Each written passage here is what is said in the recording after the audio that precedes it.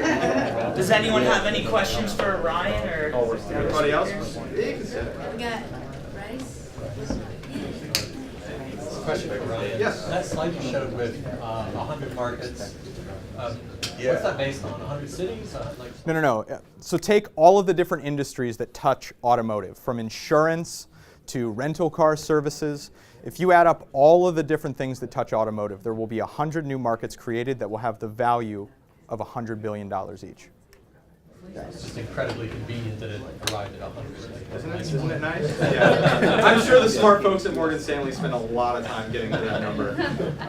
But email me. I'll send you the presentation. Oh yeah, I'd love to. I would. I got a question for Patrick.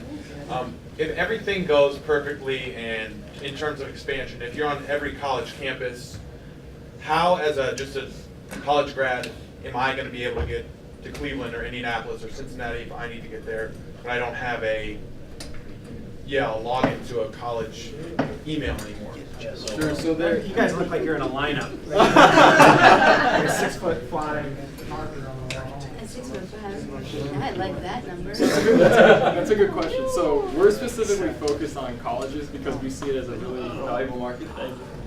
But there are also companies out there that think just general.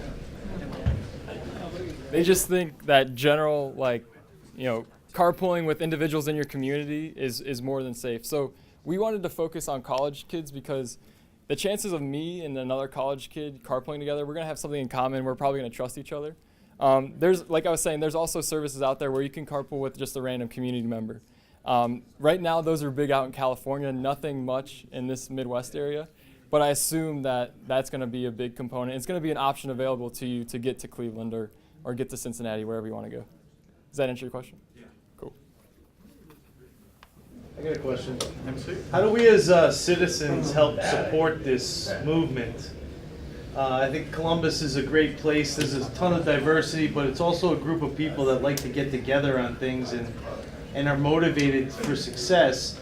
How can we maybe use this and get the community involved in specific things that we can do to start either removing cars or getting our people at CODA to recognize that there's technology that they're not using? And, I mean, maybe we could use this as a springboard to do that, but I mean, I think that there's a lot we could be doing that as a community we probably don't know about and are gonna. I'm kind of sitting with you. I'm not sure what the next best step is, and I think getting 50 people in a room, we'll start hearing about the things that are going on. Do you have any ideas?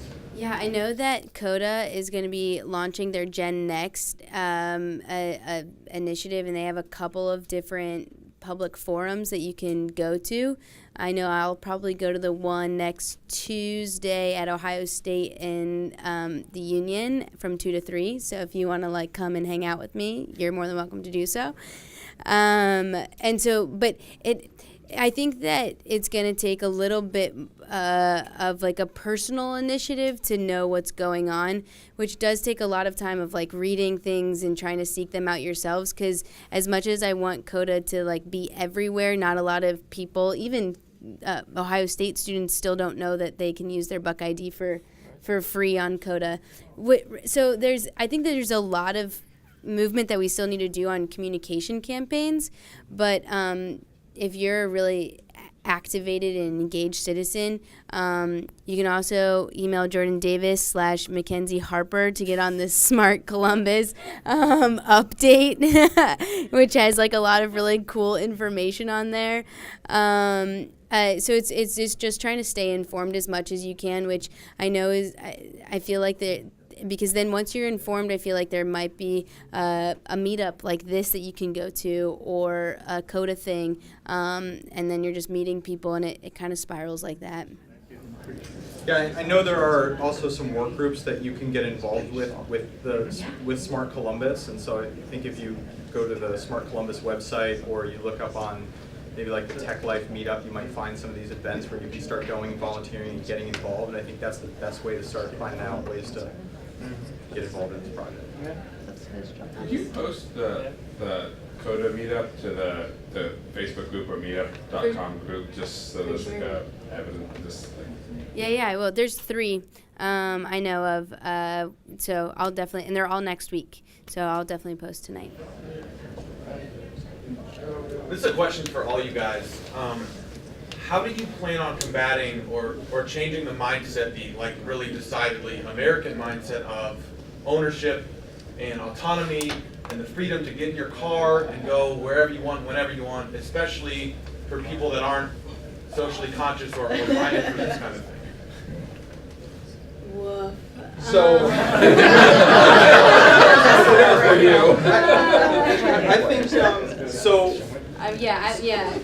Who wants to start? I mean, I can.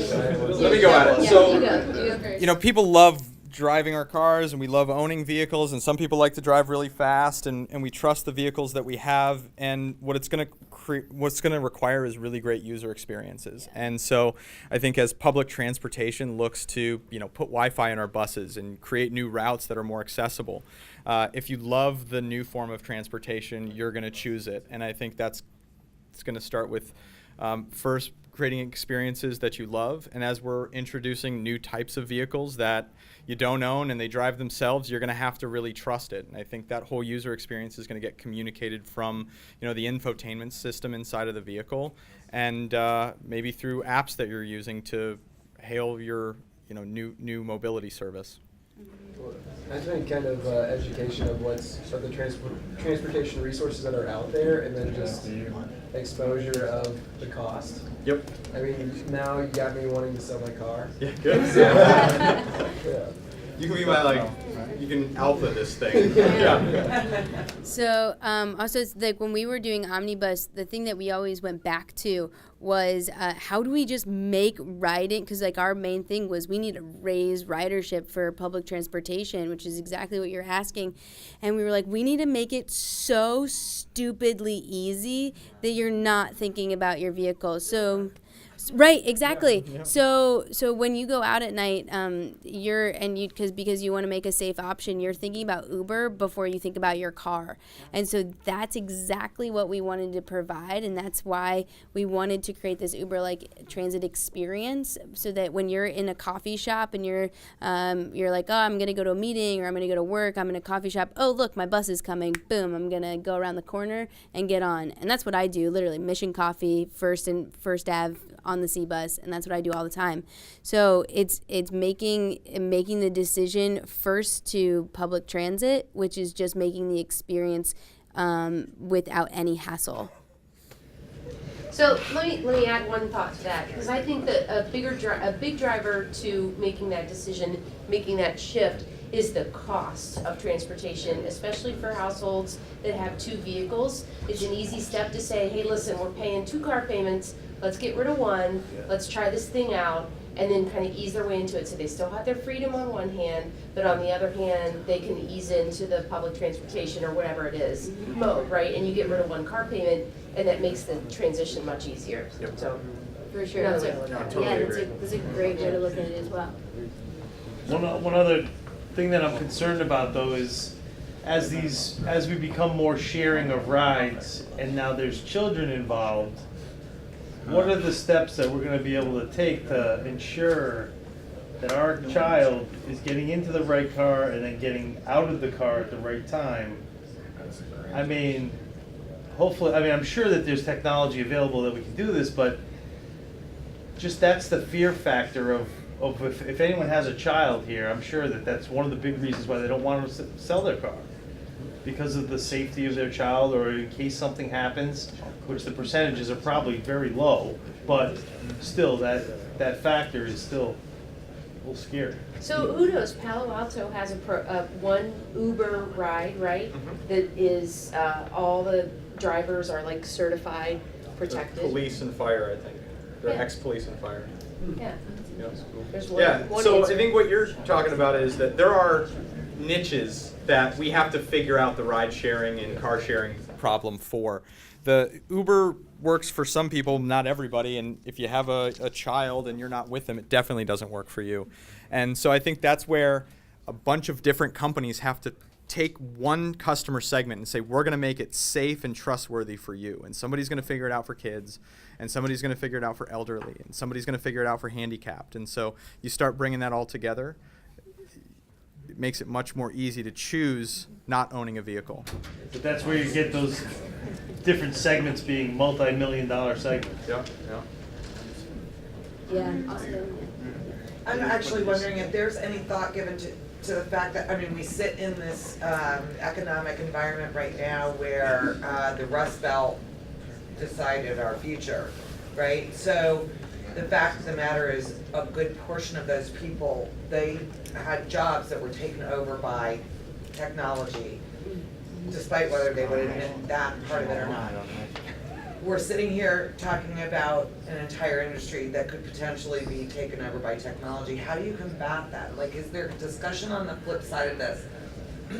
And not that I love everything you're talking about. I'm just saying, if there are economic ramifications for the country on the flip side. Does that make sense? Yeah. Like, there's no point in having all of this if you're not getting on the bus to go to work because you don't have a job. Yeah, exactly. But doesn't that shift the jobs from, I guess, unskilled to forcing some type of training and skilling, increasing the skills of people and getting out there? It's more of an education I issue. would hope so. I'm just asking the question as and perhaps it's a larger question for the country. My opinion, I think it's a shift. Right I think now. it's a shift. Really, we It has to be are more education. So how do we, Well, there's an economic impact. I mean, just take the fact that if we have self-driving cars, we won't have speeding tickets anymore, and that's a huge fund for our police, and that goes to a lot more things than just speeding tickets. Correct. How do we fill that gap with something else? That's what I'm asking. I don't have the right answer, but... And I'm asking with no judgment. I think it's all awesome. I want to sign on right now. I'm just saying. And that's why it's up to our community to figure it out. And all the more reason why we need all of you to build, every one of us, to build companies in the future. So the Rust Belt happened because Silicon Valley beat us to the internet, right? In this digital age. And so we have the opportunity to beat the country to the future of mobility. If we build it here, we'll know where our jobs are going faster, and we can protect the people in this community to ensure we can pivot in a really productive and prosperous way. So we just need to get to the future first. Yep. Can I just say something on that point? So one of the things that got me interested in transportation was sitting in rush hour traffic. I think there's a huge vacuum in transportation where like we just don't have enough of it. So that's definitely a current concern about people losing jobs in the current industries. But it's less of a concern because we know that there's so many jobs to come by improving transportation. Like, yeah. It's a shift. Yeah, I think it's a lot of it's we got to make sure the workforce that's going to be servicing these new transportation jobs have the right training. So it's making sure that our young people have the right education as they're growing up, and those who have a job in an industry that's going away, that we can re-educate them and get them back into the workforce. Isn't also a huge source of unemployment is a lack of physical access to jobs. If you go to any kind of big city, unemployment is highest in neighborhoods that don't have access to neighborhoods where they employ a lot of people. Well, I think that's part of the Smart Columbus, why they're focusing on the Linden area to get people out and get them access to the jobs. Yes. And I think that, yes, does automation and, I'm trying to think of the correct word here, consolidating traffic, does it restrict jobs in the short term? Yes, but I think providing access to jobs, new jobs, there's obviously an ebb and flow to that. Like, yes, you're going to be limited, and like there are jobs you're going to lose, but there's jobs that are created, and then I think it was Ryan that said this in his presentation. What transportation really provides is access, and access to jobs, opportunity is the foundation, especially if you look at what America's built on. America prides itself on being a land of opportunity. Transportation provides opportunity. So yes, you lose some jobs maybe in the aggregate, but coupled with I think the benefits of transportation, the higher wage, the access to jobs that you previously wouldn't have access to, that the net benefits would outweigh any negative. I got my cohort over here. I agree. Cheers. Probably an easy example to look at for that would be the revolution of agriculture and the introduction of machines. It used to be 90% of people were farmers. Well, we don't have 90% of employment now. So, yeah, I think the shift makes sense.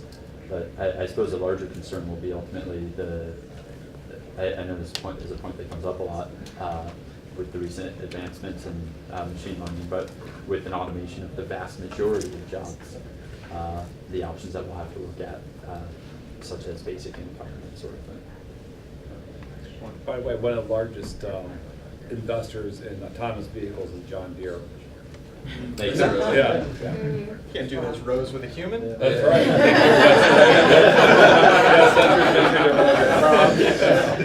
I almost didn't have a human distance, right? John Deere Rumble. So I was just curious. I went abroad to New Zealand, and I went abroad to New Zealand last semester, and I was at a homestay, and the only transportation that I had access to was bus, and like the buses did come like once every hour, but then they would stop at different times. Sunday the schedule would change, and I kind of lost a sense of convenient travel because to get into the city I had to take a bus. So if I missed the bus, I was late for class or I was late for my internship. And like, so how do you convince people who are like so attached to convenience, because we live in a very convenient society, to like want to sell their car and rely on others' transportation? Well, I think it's just I think it's creating the ease and confidence in the application that's going to be.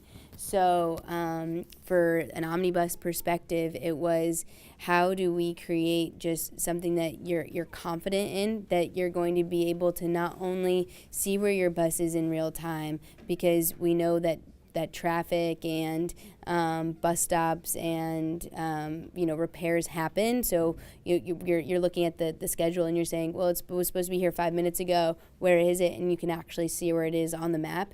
But then it's also, how can I make sure like I don't have the $2 in exact change to get on the bus? So making sure that you actually have it. And I will say for Columbus in general, that Coda is about to sign their new vendor for their new fare boxes, so they will be updating their 22-year-old fare boxes, and they will. You should be able to expect a new way to pay for those fare boxes by November, I believe, is the date that I was told, which I'm very excited about and excited for Coda. I don't want to. Also, I love Coda, even if they did not choose me as omnibus. I do love Coda, but I think it's creating the confidence in the community to do that, and that takes a lot of work, and it takes a lot of community work, and then it also just with not only the transportation authority, but also with the people that are riding it. I got something to add too. So I totally get the convenience factor of having your own car. It's so easy to just jump in your car and go wherever you need to go. And I think what we need to really focus on is we're going to be seeing these new technologies, and you might lose a little bit of convenience, but if you look at the whole cost perspective, if we can bring that 19% that you spend on transportation, I think Ryan was saying, on average we spend 19% of our income on transportation. If we can bring that down to 5%, I think that convenience begins, this is more financially, better for me. So I think that's going to be I think that's going to be a lot. It's going to be a big part of it, Yeah, I guess I draw the comparison to the transition away from cable TV service, right? Like a couple early adopters cut the cord and they buy like a sling box or something. Word of mouth has a really powerful effect. And then I think the goal is never to move the entire population away from individual car ownership, but to create a bunch of opportunities for people for whom individual car ownership is not an option, to have more options. And there will always be those people, I feel, that will favor convenience above all else. I mean, there will be those people that have their own driver driving them around from one of their 10 automobiles. The goal is not to change behaviors for those people. You probably never will, and they can afford to optimize for convenience. Yeah. And Thomas, so you mentioned like in New Zealand, like if you missed the bus, you had no option really to get there, right? Yeah. And that's why you're kind of screwed, is you were depending on it and you missed your stop.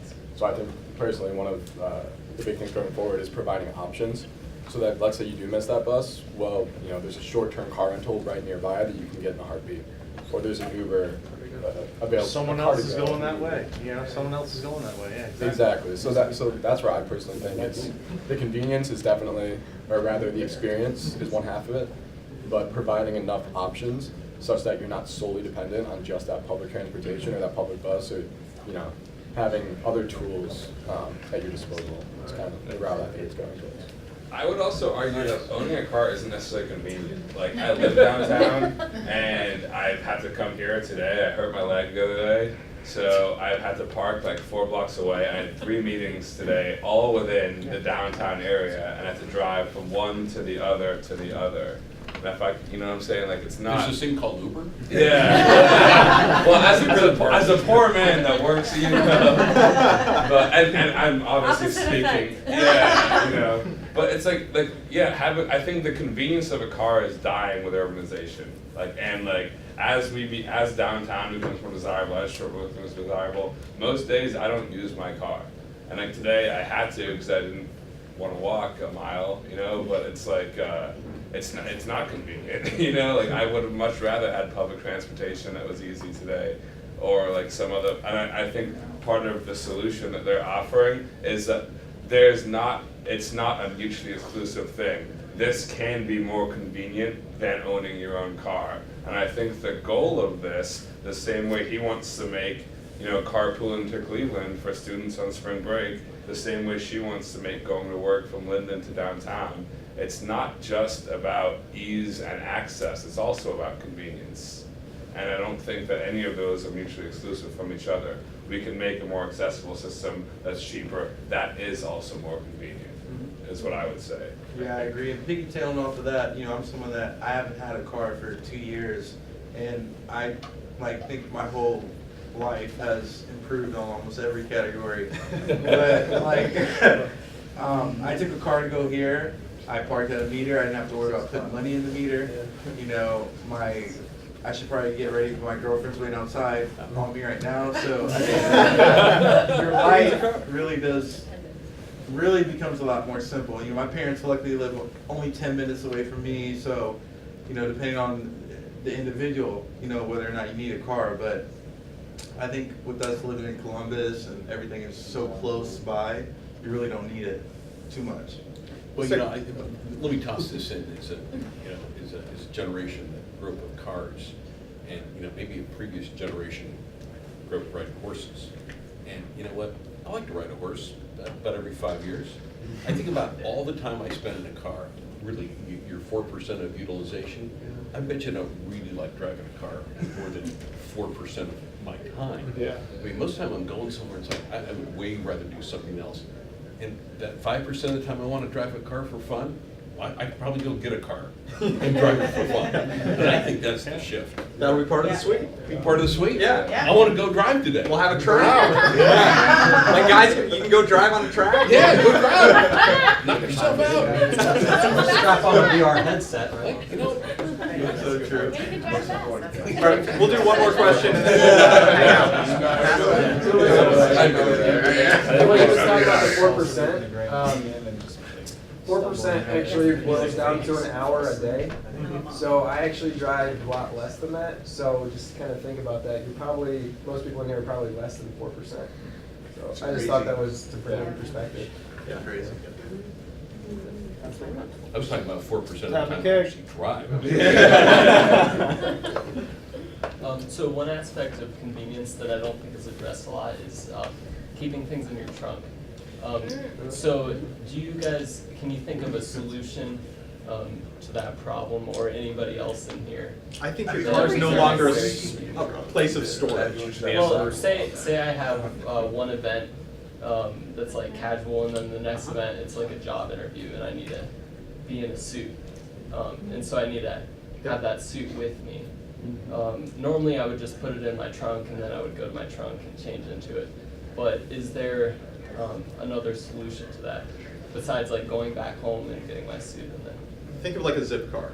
If you want to take the zip car and not give it up, because you have something in it. You could just keep it for that duration, and then you're going to pay for using it as storage. It's probably still much cheaper than having a car for that few times you do need it as storage. Okay. Or in my view of thinking here, that could be another job. That could be a delivery service that said, hey, you can drop off your suit this morning, and you tell us what time to deliver it to you. So that's another job avenue there. Yep. I mean, Or create convenience. opportunities for different pieces of public infrastructure. Yeah, I know. Right. I mean, There you go. Suit up for everything. No, great question. That is a real problem. no, that's what I mean. Like, if you have soccer practice for your kids, and you gotta take all those soccer balls, you can just drop it off there, and it gets delivered to you later. Yeah. This was a cool conversation. Yeah, well, thank you guys all so much for coming. I hope to see you guys next month. Thank you very much.